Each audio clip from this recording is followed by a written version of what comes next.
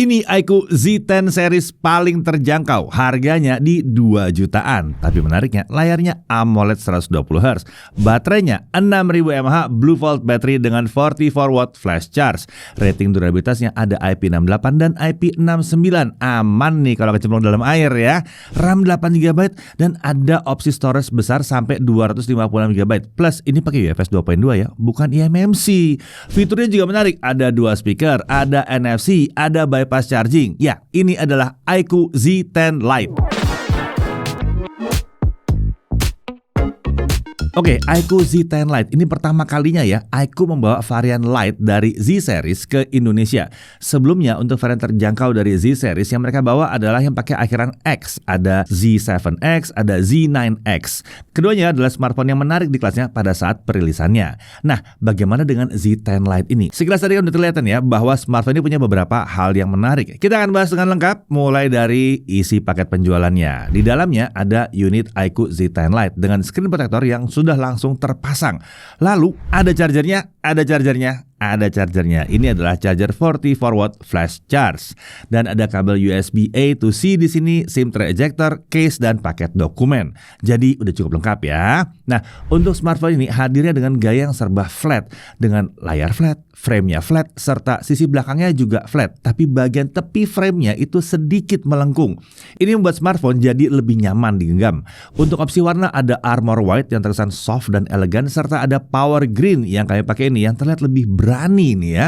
Nah, tentunya karena ini smartphone terjangkau, bodi belakang dan frame-nya pakai bahan polikarbonat. Untuk dimensi, tinggi 162,29 mm, lebar 75,31 mm dan tebalnya di 7,99 mm. Sementara bobotnya ada di 198 gram. Ada sedikit perbedaan bobot dan ketebalan antara yang Power Green ini dengan yang Armor White. Oke, smartphone ini punya rating ketahanan terhadap air dan debu di IP68 dan IP69. Jadi ini kedap debu karena depannya 6 ya dua-duanya ya. Tahan kecemplung dalam air karena ada IP68-nya ya. Serta tahan semprotan air karena ada IP69-nya. Nah, K9 itu tahan semprotan air yang tekanannya tinggi dengan suhu sampai 80 derajat Celcius. Jadi kalau sekedar dibawa hujan-hujanan aman. Nggak sengaja nyemplung ke kolam tinggal angkat dan keringkan, aman ya. Tapi bukan untuk disengajakan dibawa berenang atau diajak mandi-mandi gitu ya. Jangan. Ini hanya untuk kejadian nggak sengaja kecemplung. Oke, sekarang kita lihat ada apa aja di bodi smartphone ini. Di kanan ada tombol power serta volume up and down. Di atas ada speaker dan ada mikrofonnya. Di kiri kosong. Di bawah ada SIM tray. Ini untuk isinya 2 nano SIM. Kemudian ada mikrofon, USB-C dan ada speaker. Jadi beneran ada dual speaker di smartphone ini. Untuk suaranya memang masih belum bisa dibilang yang rapi-rapi amat, tapi ini udah pantes lah untuk kelas harganya. Untuk kelantangannya bagaimana? Di 100% standar kami merasa suaranya udah sangat lantang sih. Nah, di sini iQOO menawarkan audio booster untuk volume yang lebih lantang lagi. Ada opsi 200% dan ada 400%. Tapi rasanya ini memang lebih untuk teleponan ya, bukan untuk menikmati musik. Kualitas suara memang akan turun saat audio booster aktif, tapi ini tidak bermasalah kalau untuk voice call atau untuk video call. Yang penting kedengeran kan suaranya ya. Oke, beralih ke sisi depan. Ini adalah layar 6,67 inci AMOLED. Resolusinya Full HD+, 2400 x 1080 pixel. Refresh rate-nya up to 120Hz. Ada Smart Switch yang berarti refresh rate-nya adaptif di sini. Bisa turun ke 60Hz saat tidak ada aktivitas touch atau swipe di layar selama beberapa saat. Untuk brightness ini juga menarik. Klaim dari iQOO dia bisa mencapai 1200 nits untuk HBM atau 1800 nits untuk local peak brightness. Oke, kita coba dalam ruangan brightness itu maksimum di 500 nits. Sementara untuk simulasi outdoor ini bisa mencapai 1200 nits. Ini udah sesuai dengan klaimnya iQOO. Nah, untuk peak brightness ternyata benar juga. Dia bisa mencapai 1800 nits. Mantap nih iQOO nih, sesuai banget dengan klaimnya. Nah, untuk mode tampilan warna ada standar, profesional, dan bright. Di mode standar, gamut coverage dan volumenya diatur mendekati 100% DCI-P3. Mantap nih. Sementara untuk profesional, ini diatur mendekati 100% sRGB. Jadi kalau mengedit warna untuk foto atau video, sebaiknya sih pakai mode yang satu ini. Kalau suka warna yang lebih gonjreng lagi alias saturasinya tinggi, ada mode bright dengan gamut volume di atas 150% DCI-P3 atau di atas 200% sRGB.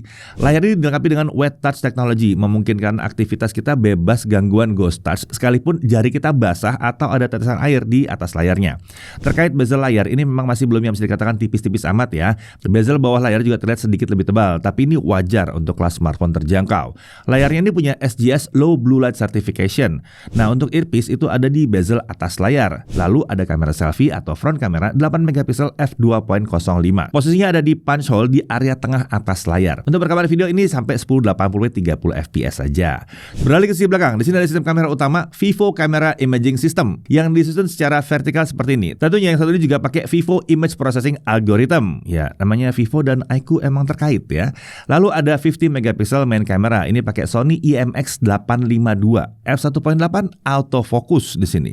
Video rekamannya sampai 1080p 30 fps. Kalau mau 60 fps dia ada di 720p. Kemudian ada juga bonus 2 megapiksel bokeh kamera. Ada LED flash dan ini posisinya di kanan area kamera bump. Lalu ada dynamic light, ini sebutan untuk ring light yang ada di kamera bump. Fungsinya sebagai notification light tapi ini ya.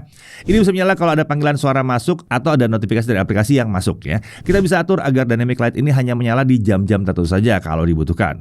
Selain itu, untuk penggunaan kamera smartphone, dynamic light ini juga bisa digunakan sebagai countdown light ya. Jadi bisa ngitung mundur gitu kita ya.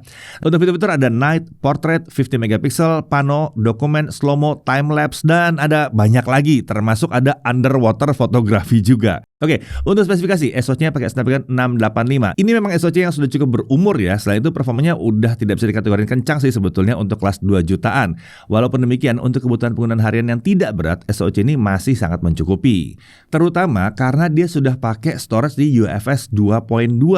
Nah, untuk storage ini ada opsi 128GB dan ada yang 256GB. Sementara untuk RAM-nya itu dua-duanya itu pakai 8GB dan ini pakai LPDDR4X.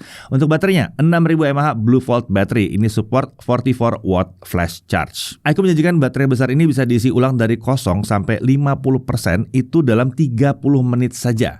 Untuk sensor-sensor ada banyak dan termasuk ada hardware gyro juga di sini. Konektivitas tentunya ini 4G ya, 2G, 3G, 4G bisa ya. Nah, tapi ini memang belum yang 5G. Untuk Wi-Fi-nya Wi-Fi 5, Bluetooth-nya juga versi 5 dan audio codec-nya support SBC, AAC, aptX, aptX adaptif juga bisa. USB-nya bisa OTG, NFC tentunya udah ada. Untuk keamanan dia punya in-display fingerprint scanner serta face unlock juga. Untuk OS dia pakai Funtouch OS 15 dengan basis Android 15. iQOO menjanjikan akan ada 2 kali Android update dengan security patch sampai 3 tahun. Untuk fitur AI tentunya ada di sini. Ada AI Erase 2.0, AI Notes dan AI Screen Translate. Nah, kita coba AI Erase 2.0. Ini buat menghapus objek yang tidak diinginkan dari foto yang kita ambil. Contohnya seperti ini. Nah, bisa kan? Lalu terkait fitur AI dari Google, ya Circle to Search tentunya ada dan Gemini juga ada di sini. Aplikasi third party bawaan masih ada tapi tidak banyak dan kalau nggak dibutuhkan ini bisa dihapus dengan mudah. Seperti biasa di Funtouch OS akan ada tawaran untuk menginstal berbagai aplikasi lewat App Store. Nah, ini jangan asal next aja ya. Cek dulu mana aplikasi yang mungkin dibutuhkan atau ada juga opsi untuk melewatkan semua tawaran ini. Nah, iQOO menjanjikan 50-month smooth experience. Jadi smartphone ini dijanjikan tidak akan terasa melambat saat digunakan sampai lebih dari 4 tahun. Oke, sekarang masuk ke benchmarknya ya. Untuk Antutu 10 tentunya pakai 3D Lite kita dapat 391 ribuan. Geekbench 6 single core di 474, multi-core di 1565. Untuk 3D Max Slingshot Extreme Unlimited OpenGL graphics score-nya ada di 1370. Untuk 3D Max Wildlife Stress Test Unlimited best score di 655, lowest score di 647. Jadi stability-nya ada di 98,8%. Bagus nih ya. Untuk GeFX Bench T-Rex 1080p off-screen kita dapat 43 fps. Oke, sekarang kita untuk gamingnya. Nah, untuk ujian gaming ini kami menggunakan Monster Mode yang bisa diakses dari overlay yang bisa dibuka saat menjalankan game. Oh ya, kalau cek fitur di overlay ini ada juga fitur gaming khas Funtouch OS seperti motion control dan touch control optimization.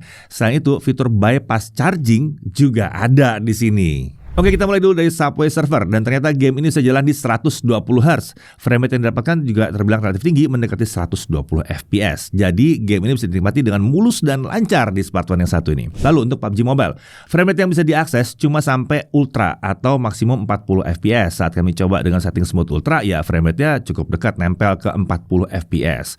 Untuk gyro aiming, nah ini terbilang responsif dan akurat kan. Ini udah pakai hardware based gyro. Lanjut untuk Mobile Legends, setting frame rate yang terbuka ini cuma sampai super atau 90 fps. Saat kami coba di kualitas setting ultra, game ini cuma jalan di mentok 60 fps aja. Ternyata kalau main di atas 60 fps, setting refresh itu harus diatur ke high. Saat kami coba lagi, ternyata kami bisa dapat sekitar 75 fps saat keadaan sepi, sementara saat ada battle itu turun mendekati 50 fps.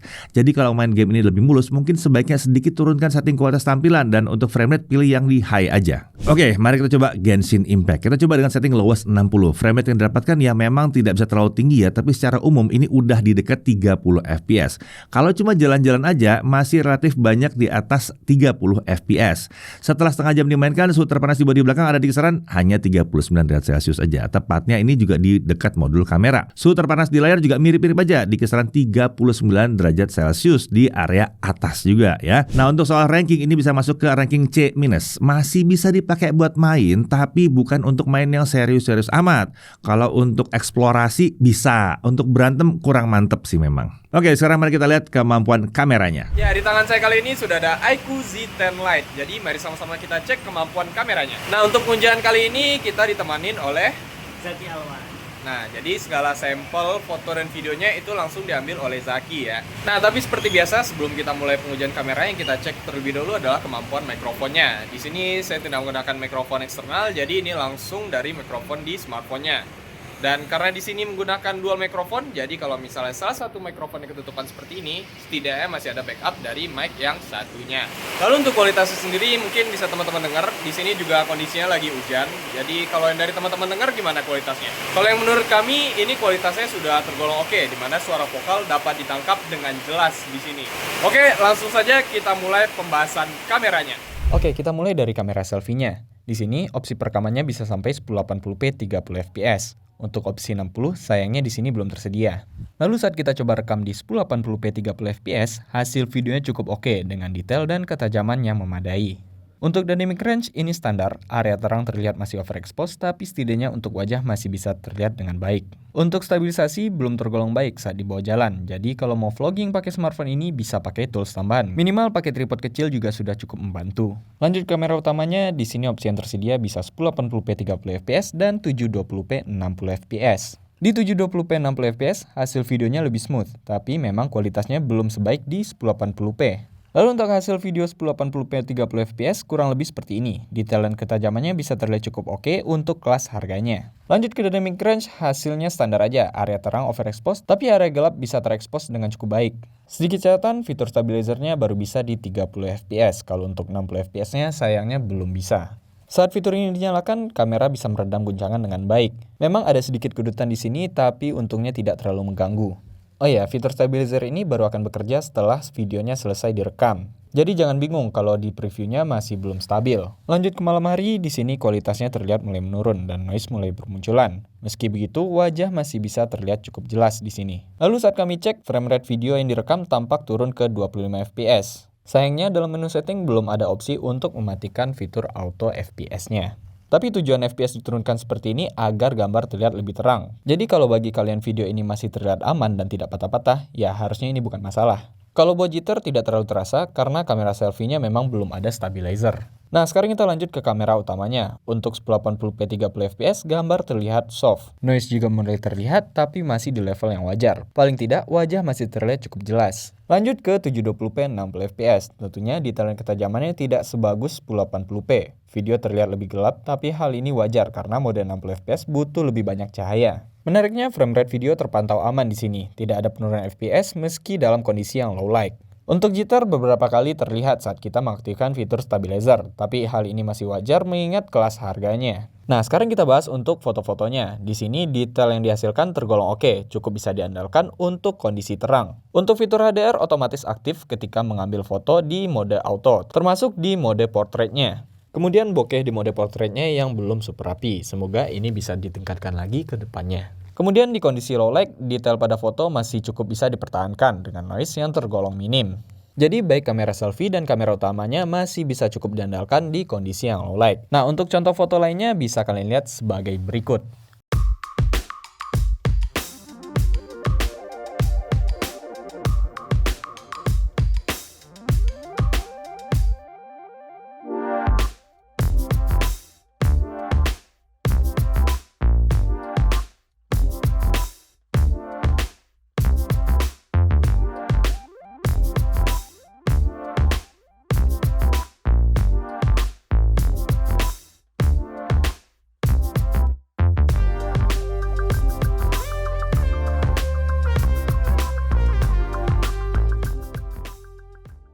Oke, sekarang kita bahas untuk fitur ekstranya. Di sini ada mode Pro yang bisa digunakan untuk kamera utamanya. Untuk detail pengaturan ISO dan shutter speed bisa kalian lihat di tabel berikut ini. Kemudian ada underwater photography. Fitur ini memungkinkan kita untuk menangkap momen di dalam air dengan batas waktu dan kedalaman tertentu. Nah, perlu diingat air yang dimaksud di sini yaitu air bersih ya, seperti di kolam renang dan bukan air berlumpur ataupun air laut. Saat pakai fitur ini kita bisa gunakan tombol volume up untuk mengambil foto, lalu volume down untuk merekam video dan tombol power untuk menghidupkan dan mematikan layar. Kalau sudah selesai kita bisa tekan dan tahan tombol yang ada di layar bagian bawah untuk keluar dari fitur ini. Setelah itu akan ada opsi tambahan untuk mengeluarkan air dari speaker. Kalau fitur ini diaktifkan, smartphone akan mengeluarkan suara yang berfungsi mendorong sisa air keluar dari lubang speaker. Nah, itu dia tadi pembahasan kamera dari iQOO Z10 Lite. Tentunya ada beberapa hal yang menurut kami masih perlu ditingkatkan lagi oleh iQOO ke depannya. Contohnya seperti stabilisasi kamera selfie-nya, kemudian hasil foto bokeh di mode portrait yang masih belum super rapi.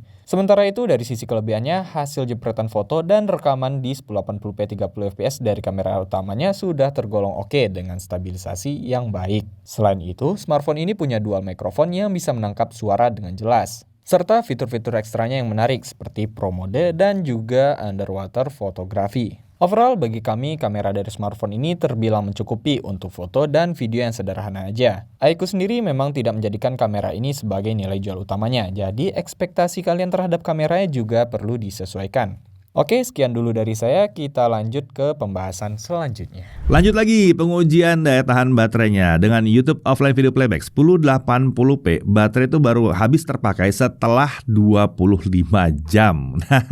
Mantep nih, 25 jam untuk kelas harga segini ya. Untuk YouTube streaming 1080p 30fps non HDR, baterai turun 3% selama setengah jam. TikTok scrolling setengah jam itu baterai turun cuma 3%. Biasanya ini di 4% ya. Ini cukup awet ya. Untuk Genshin Impact lowest 60 fps, baterai turun sekitar 8% selama setengah jam. Oke, untuk charging dari 0 sampai 50% itu tercapai dalam waktu 33 menit. Sementara dari 0 sampai penuh itu butuh waktu 1 jam 19 menit. Hasil charging sampai 50% ini memang cukup sesuai lah dengan klaim dari iQOO. Secara umum untuk charging baterai 6000 mAh dengan charger 44 watt, kami sedikit berharap ini bisa lebih dekat lagi ke 1 jam. Tapi hasilnya diperoleh ya udah cukup oke sih sebetulnya. Nah, untuk Netflix Widevine L1 di sini ya, dan bisa streaming sampai resolusi Full HD. Untuk YouTube streaming sampai 1080p 60fps tanpa HDR. Untuk haptic feedback ini ada, getarannya masih terbilang cukup kuat tapi belum rapi-rapi amat. Walaupun demikian, ini tetap relatif akurat, jadi tidak terasa mengganggu saat diaktifkan. Untuk Wi-Fi sharing juga tersedia di sini. Aktifkan aja hotspot saat kita terhubung ke Wi-Fi, otomatis Wi-Fi sharing akan aktif. Nah, untuk harganya, iQOO Z10 Lite itu dijual dengan harga untuk 8128 di 2.499.000. Sementara untuk 8256 ini di 2.699.000. Nah, untuk pembelian di minggu pertama penjualan smartphone ini ada cashback senilai Rp200.000. Sementara untuk pembelian sampai 25 September 2025 ada bonus 6-month extended warranty. Jadi total masa garansi smartphone ini bertambah ke 18 bulan. Oke, sekarang kita masuk dalam hal yang perlu diperhatikan. Pertama, Snapdragon 685 performanya memang udah agak ketinggalan untuk kelas harga ini ya. Tapi ya untungnya dibantu dengan pilihan menggunakan storage UFS. Jadi performanya masih ketolong lah di situ. Lalu di sini tidak ada audio jack, tidak ada dukungan untuk micro SD juga.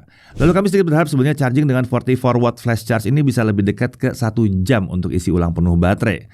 Kemudian dia hanya menawarkan single kamera untuk sistem kamera utama dengan 1 kamera bonus. Lalu audio sayangnya masih terasa agak kurang rapi, tapi masih cukup bisa dimaklumi lah untuk kelas harganya. Dan si kelebihannya, layarnya AMOLED dengan kualitas yang mantap banget, bisa sampai 100% DCI-P3. Refresh rate juga udah adaptif sampai 120 Hz. Kemudian walaupun suaranya belum terbilang rapi, seenggaknya di sini ada dual stereo speaker ya. Jadi kalau nonton dengan smartphone ini di posisi horizontal, ini bukan cuma keluar suara dari satu sisi doang. Dan kalau mau teleponan rame-rame, mungkin ya tempat yang berisik gitu, ini ada audio boosternya, bisa lebih jelas lah kedengarannya. Lalu dia punya IP68 dan IP69, rating ketahanannya mantap, tahan kecemplung dalam air dan tahan kena semprotan tekanan tinggi dan suhu yang tinggi juga. Daya tahan baterai juga terbilang cukup baik, belum sampai yang luar biasa tapi ini udah di atas rata-rata. Kemudian dia punya dynamic light, ini untuk notification light. Lalu Vantage OS 15 dengan basis Android 15, ini seenggaknya sudah dari awal pakai Android 15 serta update-nya juga ada di sini ya. Lalu ada beberapa fitur berbasis AI yang udah tersedia di smartphone ini.